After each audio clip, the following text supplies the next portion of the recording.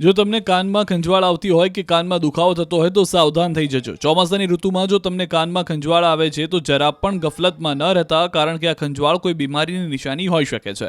જી હા, પાણીજન્ય મચ્છરજન્ય રોગચાળા બાદ હવે વધુ એક બીમારીએ માજા મૂકી છે. ભેજવાળા વાતાવરણને કારણે હાલ કાનમાં ફૂગ થવાના કેસ વધી રહ્યા છે. અમદાવાદ સોલા સિવિલની ENT OPDમાં 10% વધારો થયો છે.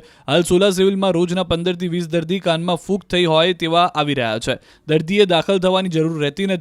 સોલા સિવિલ હોસ્પિટલમાં દરરોજ 200 જેટલા દર્દીઓ ENT OPDમાં આવતા હોય છે. તબીબના મતે 3 લક્ષણોથી જાણી શકાય છે તમારા કાનમાં ફંગસ થયું છે કે નહીં. જો વારંવાર કાનમાં ખંજવાળ આવતી હોય, જો કાનમાંથી પ્રવાહી નીકળે અને કાનમાં દુખાવો થતો હોય. કાનમાં દુખાવો થતો હોય તો ડૉક્ટરની સલાહ લેવી. ભેજના કારણે, પાણી પડવાને કારણે કાનમાં ફૂગ થાય છે અને ફૂગ ઘર બનાવે છે. વળી કાનમાં દુખાવો થાય તો ઘણા લોકો ઘરગથ્થુ ઉપચાર કરે છે, જેમ કે લસણવાળું તેલ નાખવા જેવા ઉપચાર. જો કે આ બાબતે પણ તબીબોએ ખાસ સૂચન કર્યું. ડૉક્ટર પાસે થઈને કાનમાં ફૂગ કઢાવી નાખી દવા લઈ લેવી જોઈએ.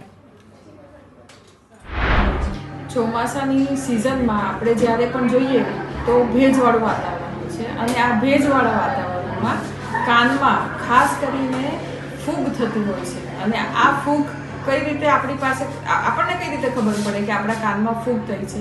તો એક, કાનમાંથી પ્રવાહી નીકળે. બે, તરત જ કાનમાં દુખાવો થાય.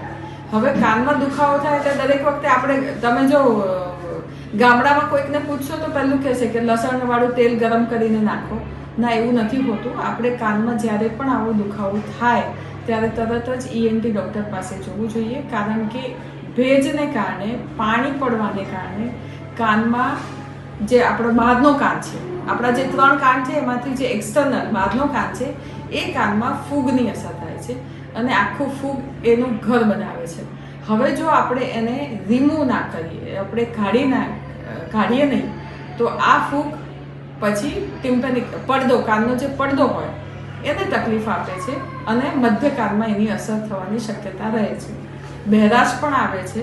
એટલે આવા દર્દીએ નાક કાન ગળાના ડૉક્ટર પાસે જઈને ચોક્કસપણે એ કાનની સફાઈ, જે માઇક્રોસ્કોપમાં જોઈને કરે છે, એ સફાઈ કરાવી અને યોગ્ય ફૂગની દવા લેવી જોઈએ. મેડમ, કેટલા કેસો આવી રહ્યા છે હાલ અત્યારે આપણે જોઈએ તો દરેક OPDમાં અમારે 15 થી 20 કેસ માત્ર કાનના ફૂગના, અમે એને ઓટોમાઇકોસિસ કહીએ છીએ, એના આવે છે.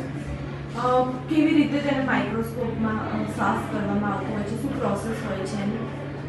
આના માટે આપણે દાખલ થવાની જરૂર નથી હોતી. આ એક OPD પ્રોસિજર જ છે.